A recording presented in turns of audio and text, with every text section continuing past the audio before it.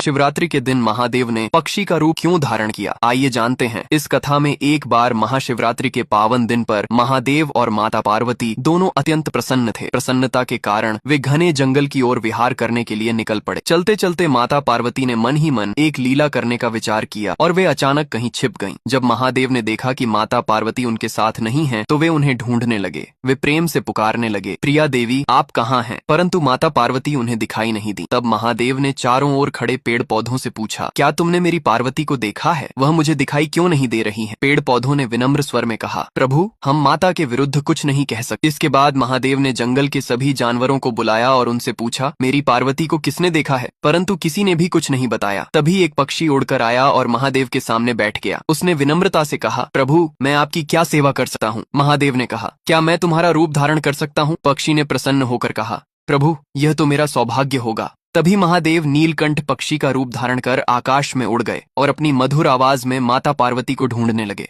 उसी समय माता पार्वती एक कमल के फूल के भीतर जाकर छिप गई। महादेव उस कमल के पास पहुंचे और बोले, देवी मैं इस फूल के भीतर नहीं आ सकता क्योंकि यह फूल आपको अत्यंत प्रिय है। यदि आप बाहर नहीं आएंगी तो मैं चला जाऊंगा। परंतु माता पार्वती ने कोई उत्तर नहीं दिया। महादेव उदास मन से जंगल की ओर लौटने लगे। जब माता पार्वती ने देखा कि महादेव सचमुच चले जा रहे हैं तो वे कमल से बाहर आईं और चुपचाप उनके पीछे चलने लगी। महादेव ने उनके कदमों की आहट सुनी और रुक गए। तभी माता पार्वती ने कहा, प्रिया स्वामी आप कहाँ जा रहे हैं? महादेव ने मुड़कर देखा तो माता पार्वती लज्जा से मुस्कुरा रही थी। तभी दोनों ने सर्प का रूप धारण किया और घने जंगल में नृत्य करने लगे। नृत्य करते करते महादेव के मस्तक से पसीने की बूंदें धरती पर गिरने लगी। माता पार्वती ने चिंतित होकर कहा, प्रिया स्वामी आपका पसीना इस भूमि पर गिर रहा है, इससे कोई अनर्थ न हो जाए। महादेव ने शांत स्वर में कहा, देवी चिंता मत करो। तभी पसीने की एक बूंद से एक और महादेव प्रकट हुए। उन्होंने आकर मूल महादेव के चरण स्पर्श की। फिर दूसरी बूंद गिरी और एक और महादेव प्रकट हुए। इस प्रकार लगातार पसीने की बूंदों से अनेक महादेव प्रकट होने लगे। यह देखकर माता पार्वती घबरा गईं। उन्होंने कहा, प्रिया स्वामी मुझे क्षमा करें, मैं आपसे हार गई हूँ। यह कहकर वे रोने लगी। महादेव हंसने लगे और बोले, देवी तुमने तो मुझे ढूंढ ही लिया। माता पार्वती ने कहा, मैं इतने सारे महादेवों को कहाँ रखूंगी? महादेव बोले, मैं स्वयं सबके लिए स्थान बना दूंगा। काशी विश्वनाथ, अमरनाथ और अन्य पवित्र स्थलों पर मैं अपने ही रूप में निवास करूंगा। वे स्थान सदा पवित्र रहेंगे क्योंकि वहाँ मेरे ही अंश प्रकट हुए हैं। यह कहकर माता पार्वती ने महादेव का हाथ थाम लिया। दोनों पुनः नीलकंठ पक्षी के ऊपर सवार होकर आकाश की ओर उड़ जाते हैं और माता पार्वती बोलती है, जो भी इस कथा को देख रहे हैं उसने मेरे महादेव के लिए लाइक और सब्सक्राइब नहीं किए हैं